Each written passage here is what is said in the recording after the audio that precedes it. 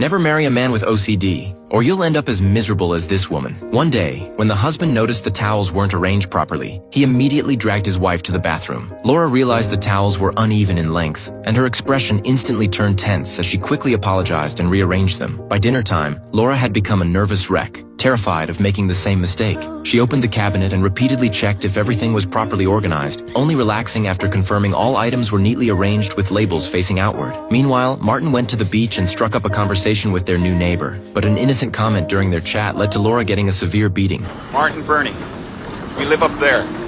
Oh, so that must be your wife that I keep seeing staring down from the window. Laura. You're a lucky man. When Martin returned home, he started making snide remarks, complimenting how handsome the neighbor was. Laura sensed danger and didn't respond, but Martin then questioned whether the neighbor had visited while he was away on business. Despite Laura's desperate denials, she still suffered another round of domestic violence from her husband. Is it giving that much pleasure to you?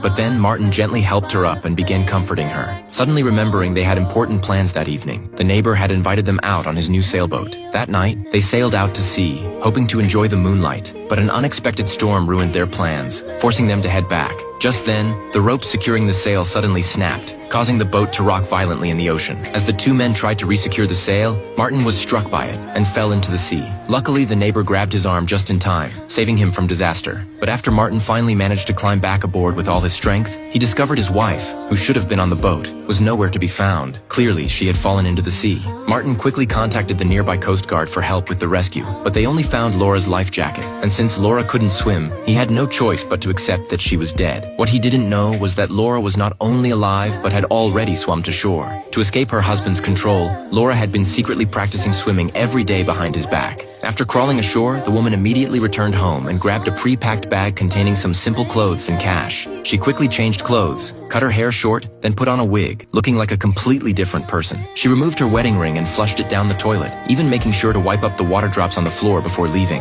After finishing everything, she boarded a bus heading out of town and began her second life. 2 days later, she arrived in an unfamiliar small town, and watching children playing freely in the square, she finally felt freedom. She rented a house and settled down in the town. Though it wasn't 1/10,000th as nice as the mansion, she still decorated the house with care. This feeling of freedom was something she'd never experienced before. When she noticed she'd unconsciously arranged the towels neatly, she would deliberately mess them up. When she saw the perfectly aligned boxes in the cabinet, she would purposely knock them over because nothing felt better than this. Meanwhile, Martin was still grieving the loss of his wife and held a funeral for her by the sea. But one day, he received a call from the swimming pool, saying they hadn't been able to reach his wife recently and asking why Laura hadn't been coming to her lessons. Martin was struck like lightning. He'd always thought his wife couldn't swim, but she'd been lying to him. So he went home and searched thoroughly, eventually finding the wedding ring his wife had thrown in the toilet, confirming she must still be alive. He went to the nursing home and found Laura's mother, pretending to be a federal agent. The blind elderly woman had no defenses, and Martin easily extracted information about Laura's current whereabouts from her. One day when Laura returned home, she found the bathroom towels arranged perfectly.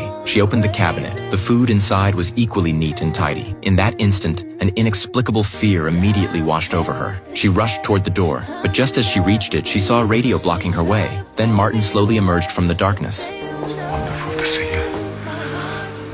Alive. Hearing that familiar voice again, Laura's tears flowed uncontrollably down her face.